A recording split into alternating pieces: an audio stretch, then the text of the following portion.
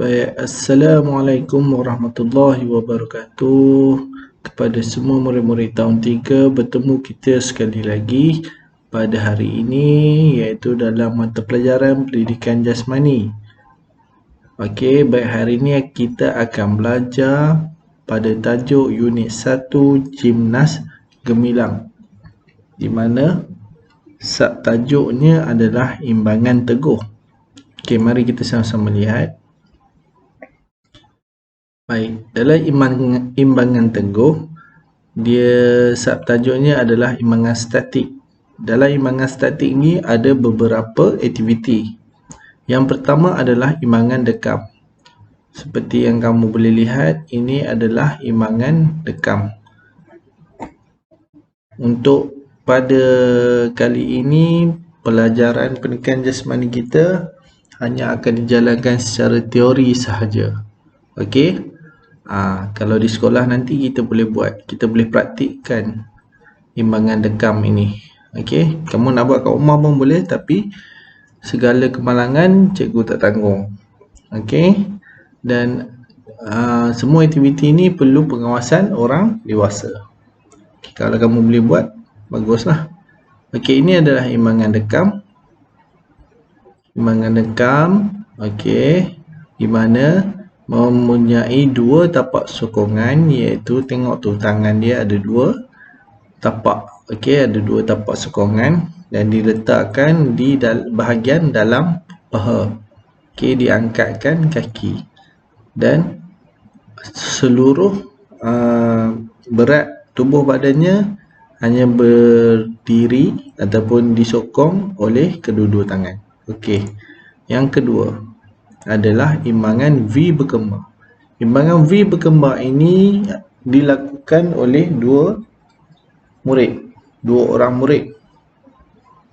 Okey, dua orang murid, iaitu juga mempunyai dua tapak sokongan di sini dan di sini, dua tapak sokongan, di mana kedua-dua tapak kaki kedua-dua orang murid itu bertemu di atas daripada kepala, dan tangan mereka saling berpegangan, dan imbangan ini dilakukan selama beberapa saat.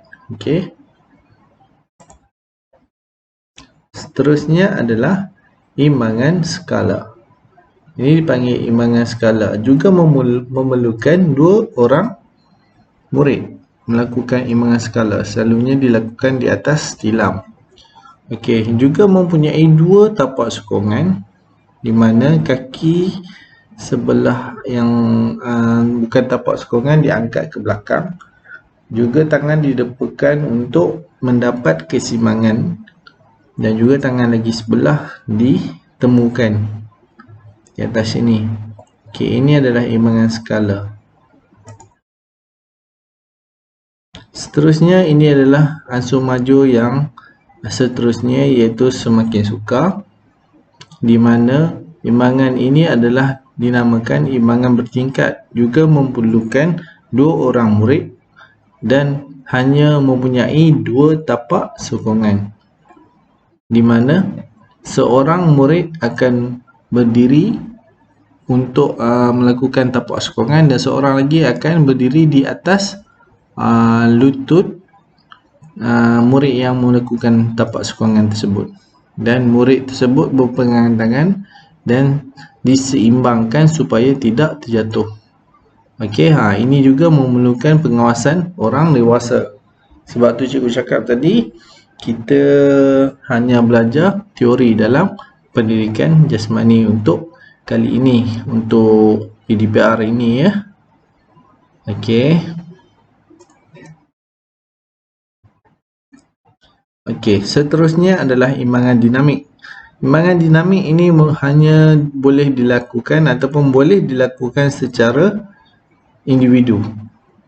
Okey, di mana dia ataupun imbangan dinamik ini mempunyai 4 tapak sokongan. Kaki 2, 1, 2, 3 dan 4 di tangan. Okey, jadi imbangan dinamik ini tangan digerakkan di depan dan ke belakang. Ke depan dan ke belakang. Okey. Imbangan dinamik ini dinamakan jambatan panjang. Yang pertama, tangan satu di atas dan satu lagi di bawah. Kedudukan kaki tidak berubah. Yang kedua adalah tangan dua-dua di hadapan dan diulangi secara berturut-turut. Ini dinamakan imbangan dinamik, iaitu jenisnya adalah jambatan panjang. Baik, untuk seterusnya, ansur maju yang seterusnya adalah antara yang susah ataupun yang semakin sukar untuk kamu lakukan dan memerlukan penguasaan guru yang berkemahiran. Okey, yang dinamakan imbangan songsang. Okey, jika kamu lihat di gambar ini adalah cara-caranya melakukan imbangan songsang, iaitu guru akan bersedia menyambut kaki kamu. Okey, di mana kamu akan berdiri menggunakan tangan, kedua-dua belah tangan kamu, dan ia memerlukan dua tapak sokongan. Okey, kaki akan diangkat ke atas seperti dalam gambar ni. Okey, dan anda akan berdiri hanya menggunakan dua belah tangan anda.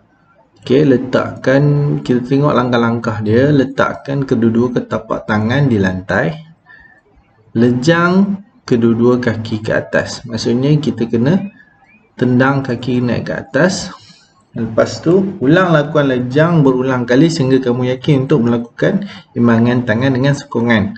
Okey, ini adalah dengan sokongan dengan sokongan guru, dan langkah kedua ini dilakukan berulang kali supaya kamu mendapat keyakinan untuk melakukan sokongan tangan ini. Okey, seterusnya langkah ketiga adalah kekalkan lakukan imbangan dirian tangan.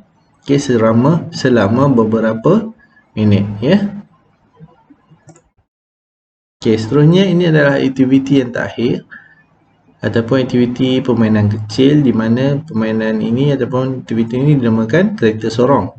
Okey, di mana formasi ini adalah untuk menguji imbangan dan kekuatan kedua-dua belah tangan, di mana seorang murid akan berada di belakang memegang kaki kamu seperti dalam gambar ni, dan seorang lagi akan menggunakan sokongan tangan dan bergerak ke hadapan. Okey, pastikan titik tumpuan berat badan dapat dikawal keseimbangan beban tubuh semasa lakukan aktiviti.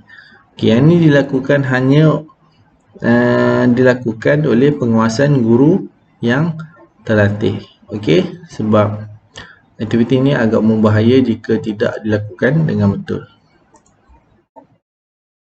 Okey, sekian untuk hari ini. Terima kasih. Tugasan, cikgu akan bagi kuis atas talian. Kamu hanya perlu jawab di link yang cikgu akan berikan nanti, di link worksheet ni. Okey, selepas itu, selepas tamat, tekan finish dan email my answer to my teacher. Jangan tekan check my score, terus tekan email my answer to my teacher. Okey, cikgu akan bagi alamat email Okey, sekian, wabillahi taufiq wa hidayah. Assalamualaikum warahmatullahi wabarakatuh.